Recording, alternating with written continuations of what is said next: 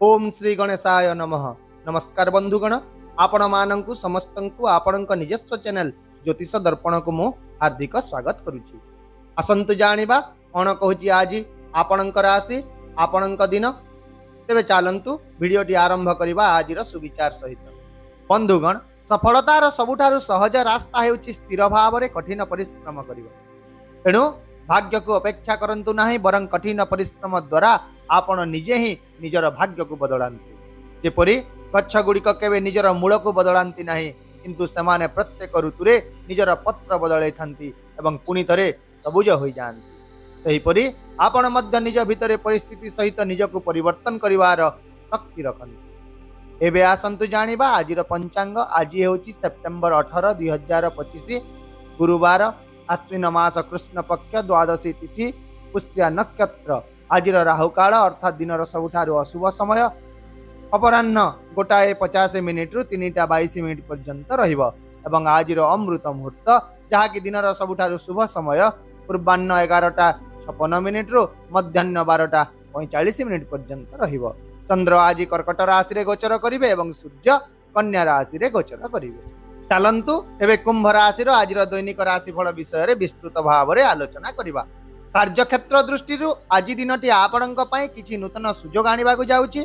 कार्यालय रे आपणक कठिन परिश्रम एवं निष्ठा स्पष्ट भाव रे दृश्यमान हेबो, जहा फल रे आपणक बॉस आपणक कोनोसी एक नूतन दायित्व दे पारंती, जहा आपणक करियर को आगको बढ़ाइबो। तथापि सहकर्मीक सहित किछि मतभेद मध्य होई पारे, तेणु शांत रहिमा ही आपणक पई आज हेउछि सर्वोत्तम उपाय। सेहीपरि व्यवसायी माने कोनोसी निष्पत्ति तरबर भाव रे आज नेबाठारु दूरे रहंतु। जो माने पार्टनरशिप रे व्यवसाय करिसंती सेमाने मध्य आज धैर्य रखंतु, नचेत यह आपणक मन रे द्वंद्व सृष्टि करिवो।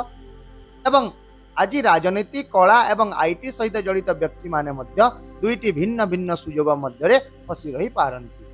यह छड़ा छात्र छात्री मानंक पई मध्य दिनटी टिके चैलेंज रही पारे। सेमानंक पाखरे अनेक गुड़िए विकल्प आसी जिवो, तेणु सठिक दिग बाछिवा पाए निजर शिक्षकंक ठारू परामर्श नेबा सेमानंक पाए बहुत भल रहिबो। आर्थिक दृष्टिकोण आज आपण कोनोसी आर्थिक निष्पत्ति नेबारे द्विधा अनुभव करि पारंती। आपण टंका ऋण नेबा किंबा ऋण देबा ठारू आज दूरे रहंतु। जदि आपण कोनोसी निवेश मध्य करिबा को आज भाबुचंती, तेबे आज दिनक पाए टिके अटकी दियंतु। सेहीपरि व्यवसायी मानंक मध्य आज बुद्धिमान भाव में कार्य करने को पड़ो, नचेत से क्षतिर सम्मुखीन हेबे। किंतु जो माने बैंक रु ऋण किंबा पांठी पाइबा को चेष्टा करछंती सेमानंक पई आज एक सकारात्मक दिन रहिबो। तथापि आज आपणकर खर्च बढ़िबो, जहा फल रे संचय करिबा आपणक पई बहुत कष्टकर होई जिवो। ता सहित परिवार रो आवश्यकता पई मध्य अधिक टंका खर्च होई पारे। तेणु आपण आज निजर आर्थिक स्थितिर सठिक भाव में हिसाब रखंतु।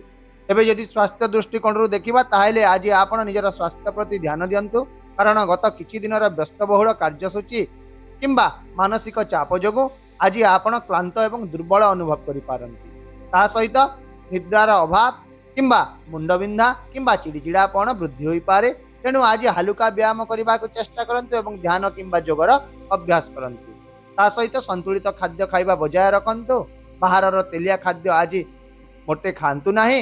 यह छड़ा जदि आपणकर कोनोसी दीर्घकालीन रोग रही तेबे याकू अनदेखा करंतु नाही। ठीक समय रे आपण निजर औषध नियंतु एवं निजको किछि समय पाए विश्राम दियंतु। सेहीपरि आज कोनोसी पारिवारिक विषय को नहीं आपणक मन रे किछि द्वंद्व आसी पारे। पिलामानंक सह जड़ित किछि चिंता मध्य आज आपणक मन रे रहिबो। तेणु जदि आपण आज धैर्यवान रहिबे तेबे घरर परिवेश भल रहिबो। यह छड़ा वयस्क मानंकर मार्गदर्शन आज आपणक पई बहुत लाभदायक हेबो। यह छड़ा आज आपण किछि सामाजिक कार्यक्रम रे मध्य अंशग्रहण करि पारंती एवं अन्य मानंको सहाय्य करिबा द्वारा आपण मन रे शांति एवं संतोष पाइबे। सेहीपरि आपणक प्रेम जीवन रे आज उत्थान पतन घटिबो। तेणु आपण निजर साथी को आज बुझिबा को चेष्टा करंतु एवं दुहिंक भितरे थिबा भूल बुझामणा गुडी को एडाइबा को मध्य चेष्टा करंतु। अविवाहित लोकंक पाई आज कोनोसी एक नूतन संपर्क सृष्टि हेबार संभावना रही। सेहीपरि जदि आपण विवाहित अटंती तेबे आज कोनोसी एक छोट कथा को नहीं आपण एवं आपणक जीवन साथी मध्य रे युक्तर्क होई पारे। तेणु आपण निजर कथा रे संयम रखंतु। जदि बुझामणा ठीक रखिबे तबे दिनटी बहुत खुशी रे कटि पारिबो। ताहेले बंधुगण आपणक पई आजिर विशेष प्रतिकार हेउची ଆଜି ଆପଣ ମନ୍ଦିରରେ ହଳଦିଆ ମିଠା, ଗୁଡ଼, ବେସନ କିମ୍ବା କଦଳୀ ଦାନ କରନ୍ତୁ, ଯାହାଫଳରେ ଆପଣଙ୍କ ଘରେ ସୁଖ ସମୃଦ୍ଧି ବୃଦ୍ଧି ହେବା ସହ ଆପଣଙ୍କ କାର୍ଯ୍ୟରେ ମଧ୍ୟ ଶୀଘ୍ର ସଫଳତା ପାଇବେ। ଆଶା କରୁଛି ଭିଡ଼ିଓଟିକୁ ଆପଣ ସକାରାତ୍ମକ ଚିନ୍ତାଧାରା ସହିତ ଗ୍ରହଣ କରିବେ ଏବଂ ଆପଣଙ୍କର ଦିନକୁ ଆହୁରି ସୁନ୍ଦର କରିବେ।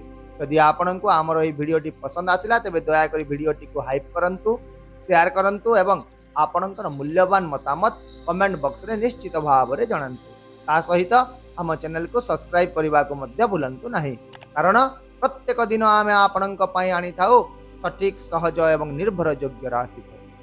ତେବେ ଆସନ୍ତାକାଲି ପୁଣି ଦେଖା ହେବା ଆଉ ଏକ ନୂତନ ରାଶିଫଳ ଭିଡ଼ିଓ ସହିତ। ସେ ପର୍ଯ୍ୟନ୍ତ ବିଦାୟ ଦିଅନ୍ତୁ। ନମସ୍କାର। ଜୟ ଜଗନ୍ନାଥ।